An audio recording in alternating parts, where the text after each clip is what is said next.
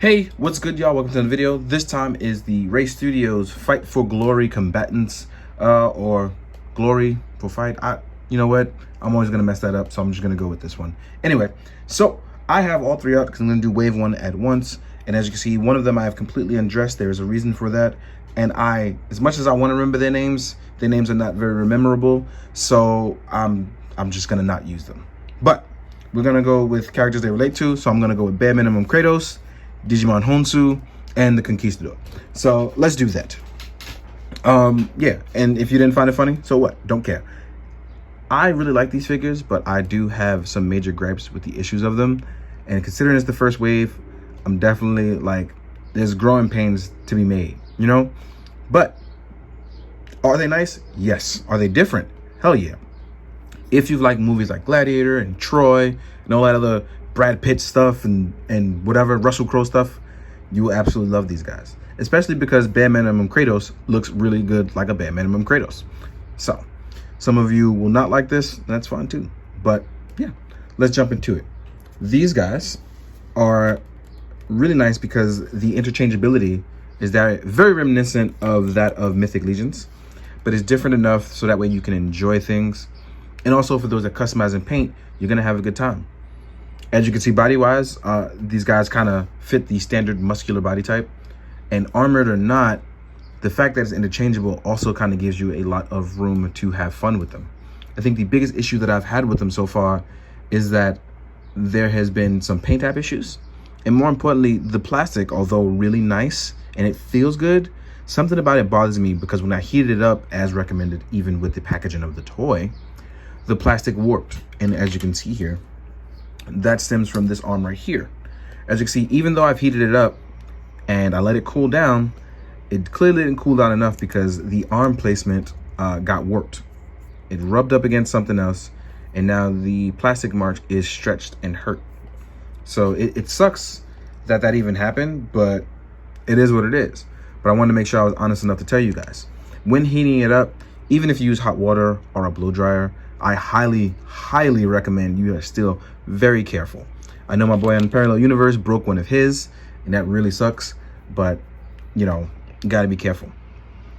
Other thing is, when you are disassembling them, do not disassemble them here at this peg. You want to disassemble the foot in general. That's exactly what you want to do.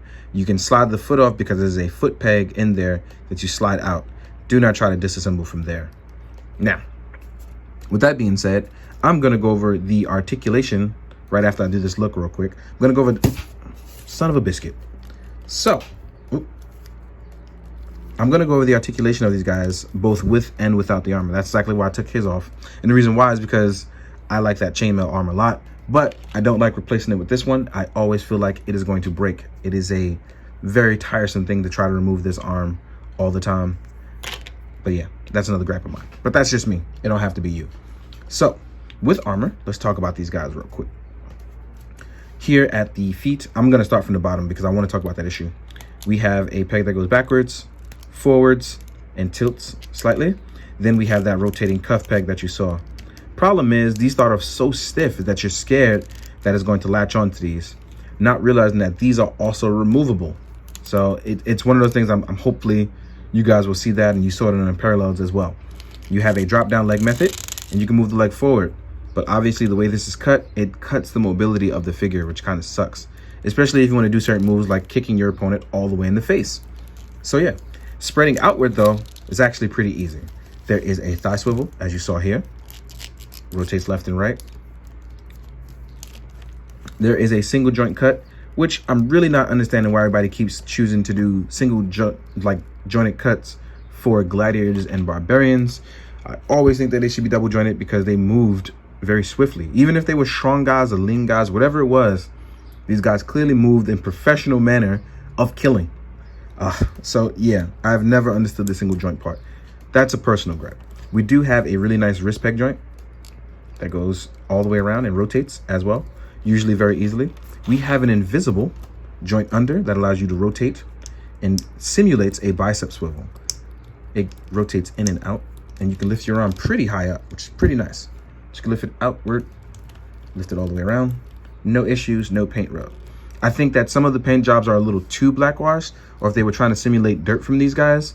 But as you can see, somewhere on his beard, I have a clean beard on one side and it's completely filthy on the other.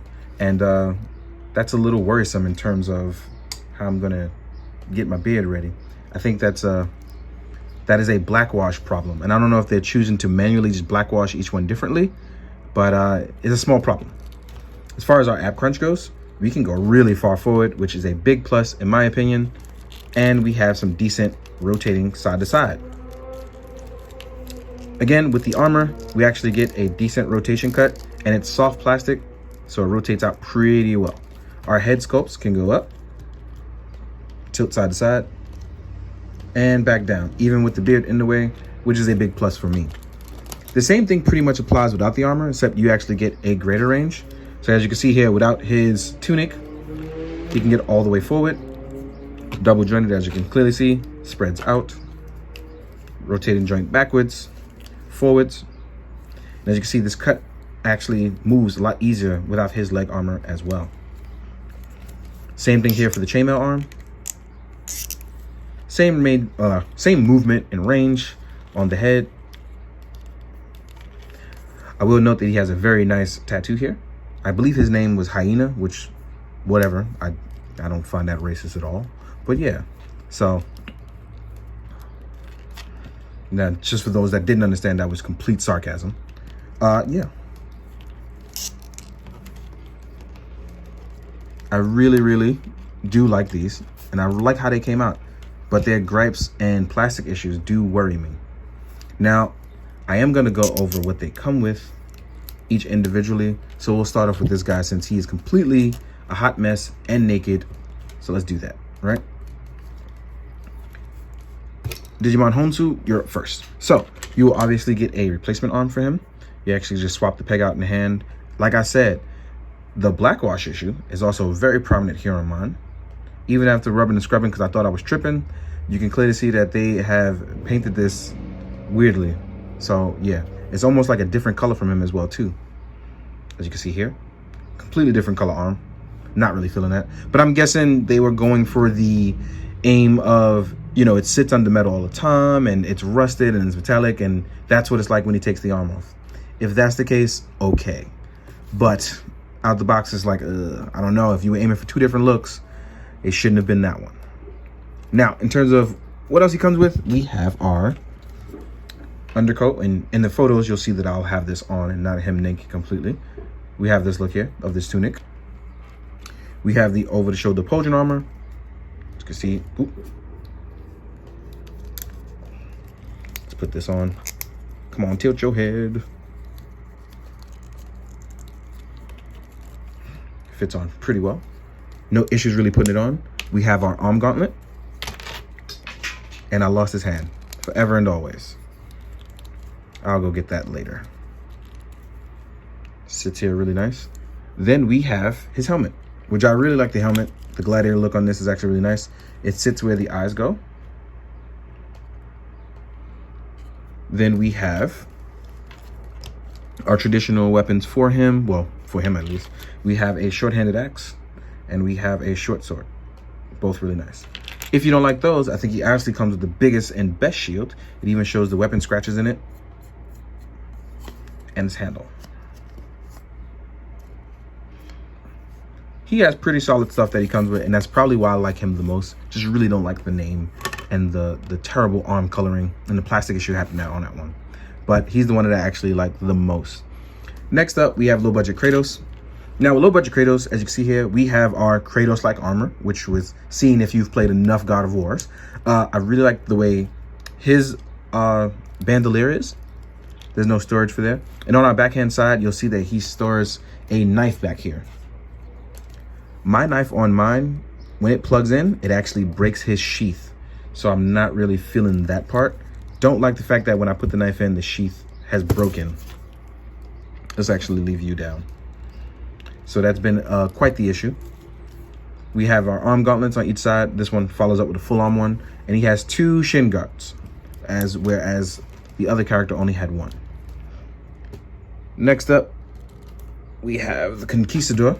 And he called him that because I believe he had Spanish descent. It said it on his card. I can't remember, honestly. We have an armor that favors on his right-hand side, whereas low-budget Kratos did the left-hand side. Another armament here. He has more belt buckles and more to hold up his tunic. And he also has 2 shin guards. That show, looks like more gladiators to show that he was there. His is a different type of gladiator with snakes. So each one does have something different to bring to the table. Also, I forgot to mention for Kratos, he comes with a spear, a halberd, I believe, and it has a net to capture people. I haven't really released the net yet. Didn't feel like doing it because I didn't want to get caught up in anything, but you'll see that in photos. But the net is actually seems to be pretty big, but let's do it on camera. If I can actually remove this properly.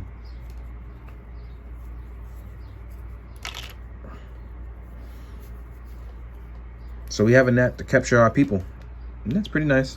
It's pretty simple and straightforward, obviously, if it's doing its job. See? So back to our Conquistador, who also happens to have a tattoo on his back as well. And it has numbers. I don't know what those numbers are for, but it's Roman numerals for 1 through 5. We also have a place for one of his weapons, his swords. So if you want to place one of his swords there, you can dip it in. These are twin blades as well. Sorry, not twin blades. He has 2 blades though, different styles. One is a hooked blade, one is a slightly curved edge. Even the handles and the hilts are slightly different as well. You'll also get a small Mercurian shield, or a gladiatorial shield, I should say. It's silver with a round middle. And then he also has a helmet. Mine's had a poor job of staying on as it was glued in, but it didn't really bother me because it could just fit on his head, and that's all that really matters. And that's his look.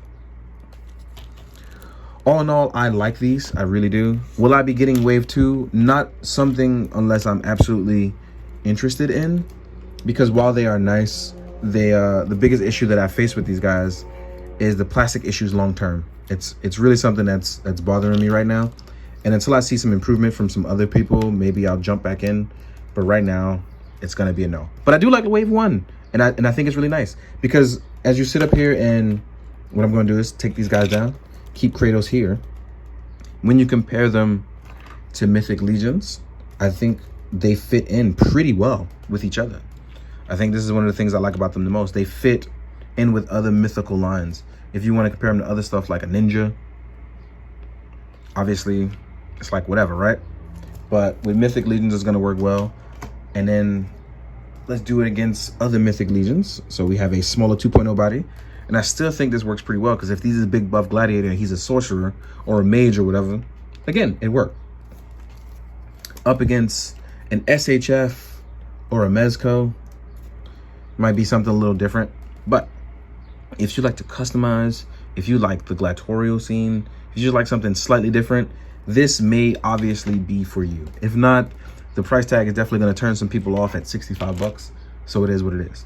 I got mine from Empire Toy Shop. It's Toy Fiend on Instagram. If you want to hit him up, see if he has more. If you're interested, go on and check them out. If not, it's totally fine too.